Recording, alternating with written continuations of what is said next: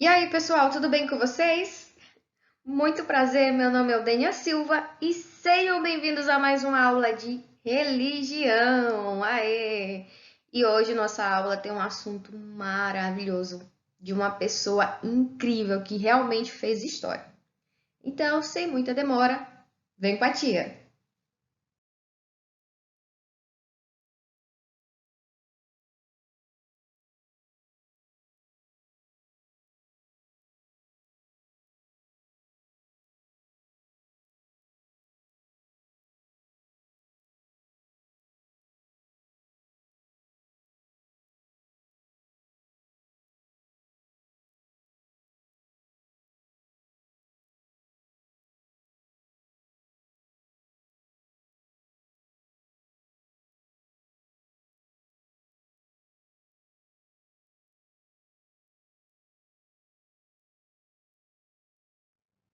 Iremos falar hoje da história de vida deste homem, Martin Luther King.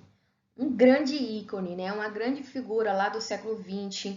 E essa grande popularidade que gira em torno do nome de Martin Luther King deve-se à liderança que ele exerceu na luta pelos direitos civis dos negros nos Estados Unidos da América, pessoal, nas décadas de 1950 a 1960.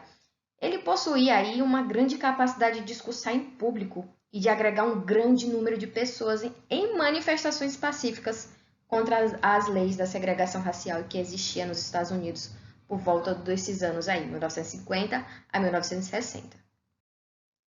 Martin Luther King nasceu em Atlanta, Geórgia, Estados Unidos, no dia 15 de janeiro de 1929. Filho e neto de pastores da Igreja Batista, resolveu seguir pelo mesmo caminho, ou seja, ele resolveu também ser pastor.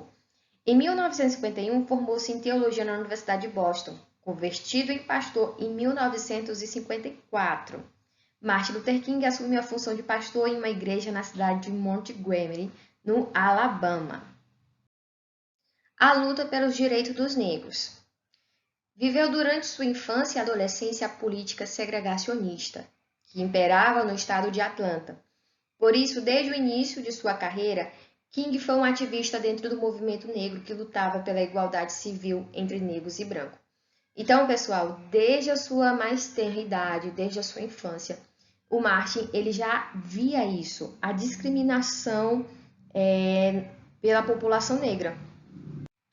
Os negros naquela época, eles não tinham os mesmos direitos que os brancos tinham. Daí você percebia o racismo, né, com relação à população negra. Eles não tinham direitos, pessoal, como direitos básicos, como educação, saúde, transporte público, igual o que os brancos tinham. Então, eles eram um povo que era muito discriminado. Então, isso já fazia parte, ele já observava desde a sua infância essa discriminação, essa diferença que faziam entre brancos e negros. Então, no dia 1º de dezembro de 1955, a costureira negra Rosa Parks foi detida e multada por ocupar um assento reservado para pessoas brancas, pois nos ônibus de Montgomery, o motorista tinha que ser branco e os negros só podiam ocupar os últimos lugares. Então, desde aí vocês já podem observar a discriminação que existia entre negros e brancos nessa época na sociedade. Então, pessoal, a população negra ela não podia se calar diante disso, né? Depois do caso que aconteceu com a Rosa Parks, né, o fato dela ter sido presa e multada pelo fato de não ter cedido seu lugar a uma pessoa branca, então acabou que todos os negros pararam de usar a linha de ônibus e passaram a ir para o trabalho a pé.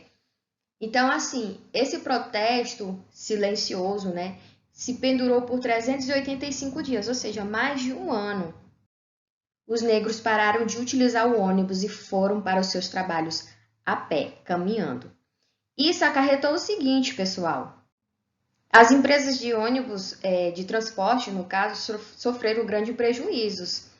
Então, no dia 13 de novembro de 1956, a Suprema Corte norte-americana aboliu a segregação racial nos ônibus de Montgomery. A partir desse dia, os negros podiam sentar na primeira fila dos ônibus. Então, eles não tinham mais aquele lugar sabe, discriminativo, lá no fundão do ônibus na qual eles tinham que sentar. Agora eles podiam sentar na frente, aonde eles quisessem. Então foi uma conquista, foi uma vitória para a população negra. Um dos marcos, assim, primordiais da vida de Martin Luther King foi quando ele fez esse discurso, quando ele pronunciou esse discurso, I Have a Dream, em 1963, na capital dos Estados Unidos, que era Washington. Nessa ocasião, ele reuniu 250 mil pessoas. Foi nesse discurso, né, o I Have a Dream, Eu Tenho um Sonho, que ele expressou, pessoal, todo o desejo de ver o seu país sem a segregação racial, como fica aí, pessoal, bem patente nos trechos aqui abaixo que eu coloquei. Eu tenho um sonho que um dia essa nação levantar-se ar e viverá o verdadeiro significado da sua crença. Consideramos essas verdades como autoevidentes, que todos os homens são criados iguais. Eu tenho um sonho que um dia nas montanhas rubras da Geórgia, os filhos dos descendentes de escravos e os filhos dos descendentes de donos de escravos poderão sentar-se junto à mesa da fraternidade. Então, nós vemos aí o desejo dele de um dia ver a nação sem essa bendita segregação racial. Então, como eu falei no início, ele tinha essa capacidade de fazer belos discursos em públicos e de reunir grandes multidões de pessoas, né? Então, um ano após esse discurso, lá em 1964, Martin Luther King ele ganha o Prêmio Nobel da Paz, como uma forma de reconhecimento de seu protagonismo na luta pelos direitos civis dos negros e pelos métodos pacifistas empregados, ou seja, ele não utilizava de maneiras de má índole, vandalismo, não. Os seus protestos eram pacíficos. E isso era notório, que tanto chamou a atenção aí que ele ganhou esse prêmio. E agora nós vamos falar do momento na qual ocorreu a morte de Martin Luther King, que foi em 4 de abril de 1968. Luther King estava na sacada de um apartamento no Hotel Lorraine, na cidade de Memphis, estado do Tennessee, quando ele foi atingido por tiros de espingarda que o matou, né? E o autor do disparo foi James Ray, um presidiário fugitivo. Então, as investigações da polícia na época seguiam as pistas de que talvez o Ray teria sido contratado por políticos e outras pessoas de grande influência social para matar Luther King. Mas não houve provas que comprovassem isso. O mais provável seria que o Ray era declaradamente racista e que tinha agido por convicção. Então, Martin era uma pessoa, uma figura pública, como eu falei antes, ele era reconhecido mundialmente depois do grande discurso, depois de ter conseguido os direitos civis para a sua população negra. E realmente, pessoal, eu acredito que ele trouxe, assim, muitas pessoas que o invejavam realmente, porque ele era um homem que quando fazia, ele tinha esse potencial de fazer grandes discursos, e nessas reuniões, nesses discursos, nessas manifestações, ele reunia grandes multidões. Então, inclusive, até no dia do I Have a Dream, o presidente até então, Kennedy, estava lá presente e assegurou ao Martin Luther King que os direitos da população negra seriam garantidos. Então, querendo ou não, chamava-se a atenção. Mas o fato também é que o Ray ele era um racista.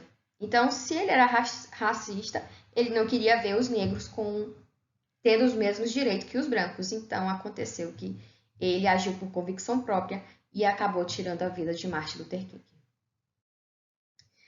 E por hoje é só, meus amores. Um beijão para vocês e até a próxima aula. Fui!